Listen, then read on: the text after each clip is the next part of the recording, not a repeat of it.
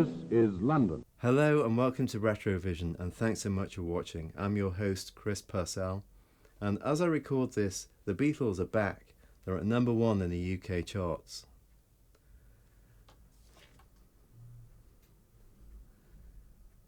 It's a bleacher beacon. They're actually normally a bit bigger than this. So you'll see these all over the British Isles, and they signify to motorists that they're approaching a pedestrian crossing, or zebra crossing as we call them over here, and that they should exercise caution. And you may wonder why I'm holding this. Well, I actually ended up buying 2 full-size bleacher beacons for the film that you're about to see. Quite tricky, they don't normally sell them to the public. Let's turn this off. That's better.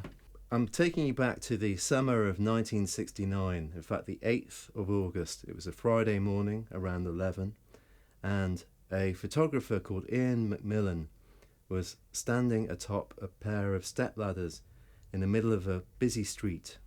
He took 6 images, and one of those images became iconic. In addition to their amazing music, I've always been absolutely fascinated by the phenomenon of the Beatles.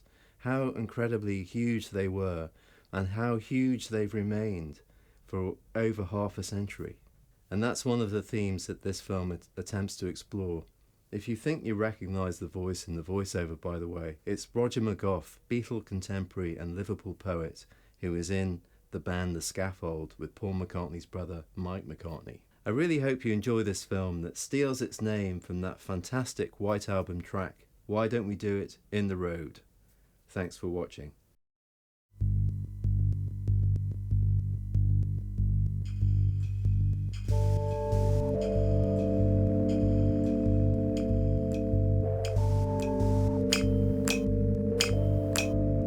When you think about it, these bleacher beacons have been blinking day and night, year in, year out, since the Beatles were here.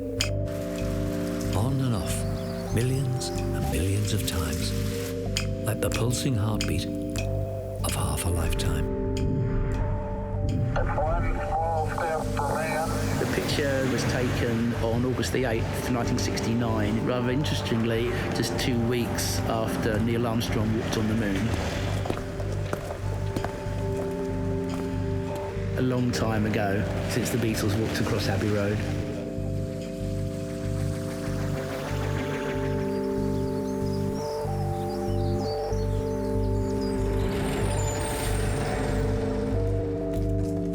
Lollipops and piano keys.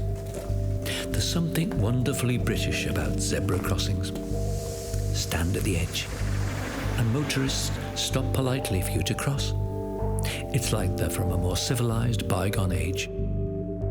Some zebras, though, are more wonderful than others. What I love about this place is that it hasn't really changed at all. If you look at it, all that time. Why don't we do it in the road? Oh, I've lived here for 40 years. I didn't realise when I took it that I was actually overlooking the crossing. So when I looked out, being a Beatles fan, at the time I thought, oh, that's nice. What I didn't realise was what a shrine it is. Suffused with a sort of magic.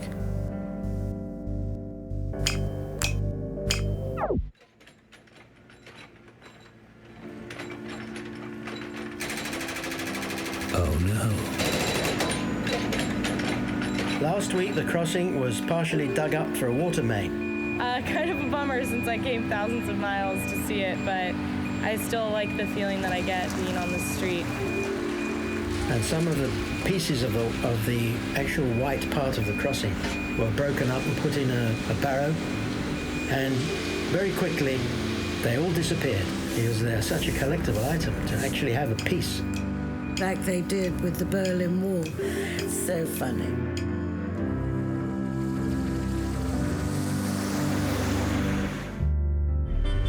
It's like a metaphor, it's like a symbol, I guess. It's funny that all of these people are trying to do that one moment. It's the picture anyone can replicate. I'm amazed, I'm puzzled. Thousands of them have done that walk. and still they come. Somebody spoke, and I went into a dream. Tick tock,